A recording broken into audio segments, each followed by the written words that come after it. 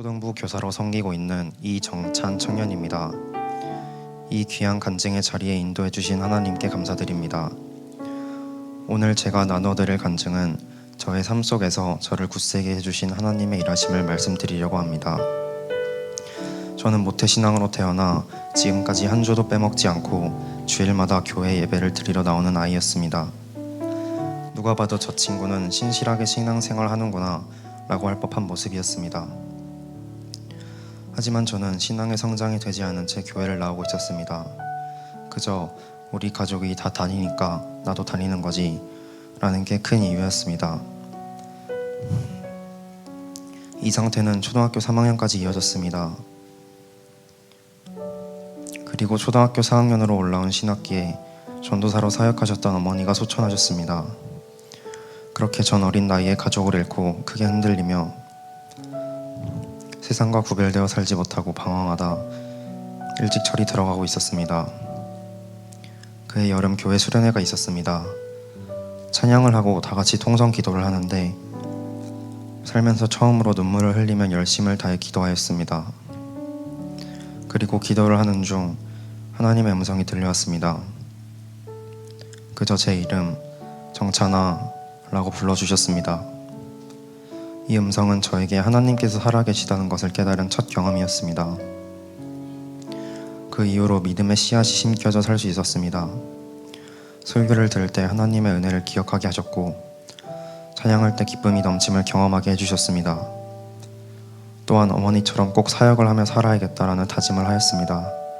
그렇게 저는 하나님을 향한 마음이 점점 커지며 살아갈 수 있었습니다. 저는 올해 마이스터고를 졸업하였습니다. 마이스터고는 3학년이 되면 취업을 할 수 있게 연계해주는 학교입니다. 여타 다른 학생들과 다름없이 저도 취업 준비 한창이었습니다.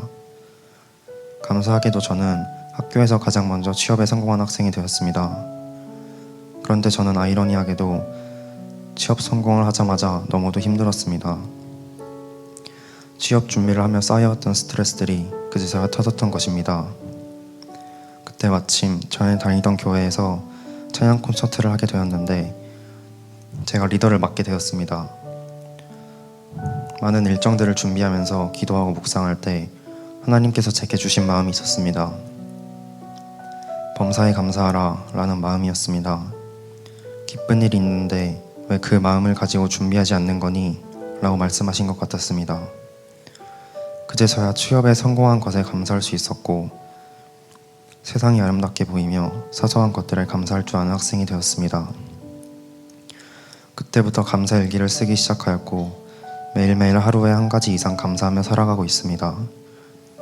많은 은혜와 일하심으로 찬양 콘서트를 마치고 감사한 마음을 가지고 취업으로 인해 인천에 오게 되었고 작년 9월부터 인천제일교회에 출석하게 되었습니다.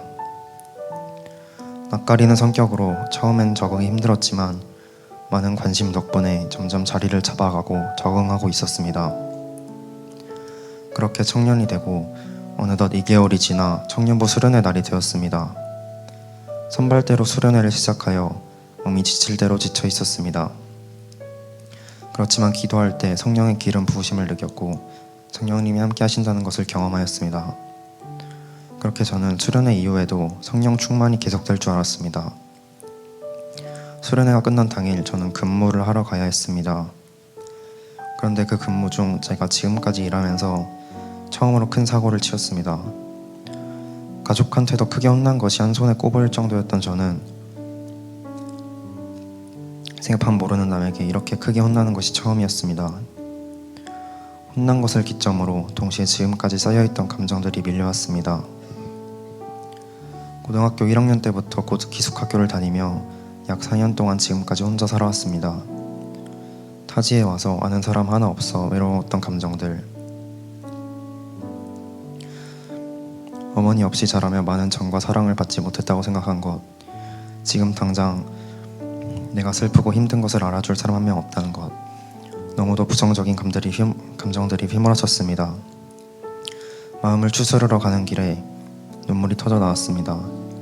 이때 내가 정말로 힘든 시기에 놓여 있구나 생각하였습니다. 그때 전 너무나 연약하였고 어떻게든 이지할 것을 찾아야 했습니다. 저는 자연스레 하나님을 찾게 되었습니다.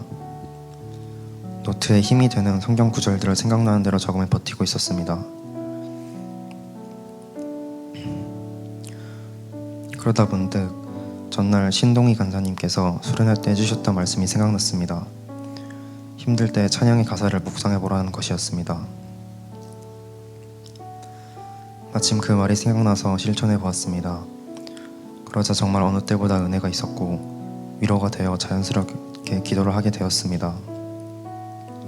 하나님, 저의 상한 심령 어루만져 주세요. 위로의 마음을 더해주세요 하며 묵상과 기도로 저의 마음을 다드렸습니다.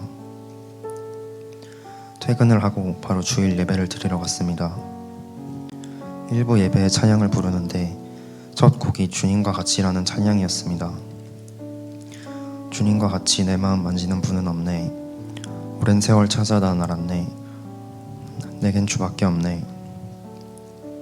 주잡이 강같이 흐르고 주손길 치료하네. 고통받는 자녀 품으시니 주밖에 없네. 이 찬양의 가사가 저를 향한 것 같았습니다. 또한 하나님께서 찬양과 사람들을 통해 저를 위로해 주시는 것이 느껴졌습니다. 기도한 지 몇 시간이 채 되지 않았는데도 불구하고 응답해 주시는 것이 너무나 감사했습니다. 저는 마음을 회복할 수 있었고 감사하기도 금세 다시 저의 자리로 돌아갈 수 있었습니다. 사실 최근에도 회사에서 크게 혼난 적이 있었습니다. 그런데 놀랍게도 전 정말로 아무렇지도 않았고 감정의 동요도 일어나지 않았습니다. 하나님께서 저와 함께 하신다는 사실이 믿어졌기 때문에 두렵지 않았습니다. 비온 후에 땅이 굳어 더욱 단단해지듯 저를 굳세게 하시는 하나님을 알게 되었습니다. 이번 일을 통해 얻은 깨달음은 내게 힘든 순간이 찾아왔을 때 어떻게 대처하는지가 중요하다는 것이었습니다. 제가 너무나 약해져 있을 때, 툭 치면 허물어질 것 같은 마음의 상태가 될 때면 사탄이 공격하기 너무도 쉬워지고 그렇게 되면 하나님과 멀어질 수 있다는 것입니다. 그래서 가장 약할 때 하나님을 간절히 찾아야 한다는 것을 배웠습니다. 몇 달 전 담임 목사님 설교 중 믿는 것이 아니라 믿어져야 한다라는 설교가 있었습니다. 이 말을 처음 들었을 때 이게 무슨 소리지 하고 이해했습니다. 믿음의 주체는 나인데 믿는 걸 내가 하는 게 아니면 뭘까? 라고 생각하였습니다. 하지만 이제는 어렴풋이 알겠습니다. 하나님이 나와 동행하신다는 것을 깨달았을 때 나에게 일어나는 모든 일들이 하나님의 계획이라는 것이 믿어졌습니다. 그리고 살아계시고 역사하시는 주님의 은혜가 믿어졌습니다. 마지막으로 제가 어릴 때부터 아버지께서 항상 읊어주시던 성경 말씀이 있습니다. 간증을 쓸 때 그 구절이 생각이 나서 말씀을 읽고 간증을 마치도록 하겠습니다. 내가 내게 명령한 것이 아니냐. 강하고 담대하라. 두려워하지 말며 놀라지 말라. 내가 어디로 가든지 내 하나님 여호와가 너와 함께 하느니라 하시니라. 여호수아 1장 9절 말씀. 아멘. 부족한 간증을 들어주셔서 감사합니다. 이 모든 영광은 하나님 아버지께 올려드립니다.